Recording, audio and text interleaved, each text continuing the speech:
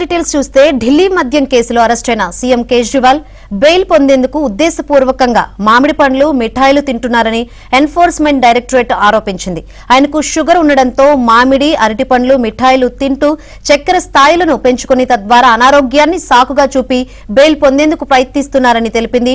Type 2 మధుమేహ రోగి అయినందున తన వ్యక్తిగత వైద్యుని వీడియో కాన్ఫరెన్స్ ద్వారా సంప్రదించేందుకు అనుమతించాలని కేజ్రీవాల్ రౌజ్ ఎవెన్యూ కోర్టును ఆశ్రయించారు. ఈ పిటిషన్ విచారణ సందర్భంగా కేజ్రీవాల్ అభ్యర్థనను ఈడీ వ్యతిరేకించింది.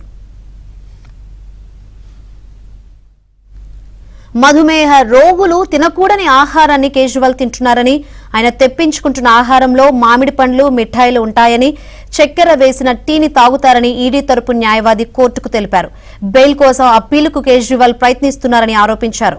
ఆయన తీసుకుంటున్నవన్నీ వైద్యుడు సూచించవేనని కేజ్రీవాల్ తరపు న్యాయవాది వివేక్ జైన్ తెలిపారు. ఇంటి భోజనాన్ని నిలిపివేసేందుకు ఈడీ సాకులు చెబుతోందని ఆరోపించారు. కేజ్రీవాల్ భోజనంతో పాటు ఆయన ఆహార పట్టికపై పూర్తి నివేదిక ఇవాళ సాయంత్రం లోపు ఇవ్వాలని తీహార్ జైలు అధికారులను కోర్టు ఆదేశించింది.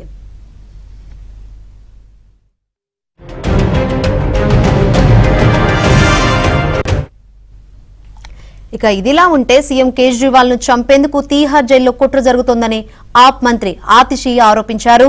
పలుమార్లు అభ్యర్థించినప్పటికీ ఇన్సులిన్ ను ఇవ్వలేదన్నారు. కేజ్రీవాల్ కు తీవ్రమైన మధుమేహం ఉందని అందరికీ తెలుసని, ఆయన చక్కెర స్థాయిలను నియంత్రించుకోవడానికి రోజు 54 యూనిట్ల ఇన్సులిన్ తీసుకుంటారని చెప్పారు. కానీ ఈడీ ద్వారా బీజేపీ కేజ్రీవాల్ ఆరోగ్యాన్ని పాడు చేయాలనుకుంటోందని ఆరోపించారు. వెంటనే న్యాయస్థానం కల్పించుకొని కేజ్రీవాల్ ఆరోగ్యాన్ని కాపాడాలని కోరారు.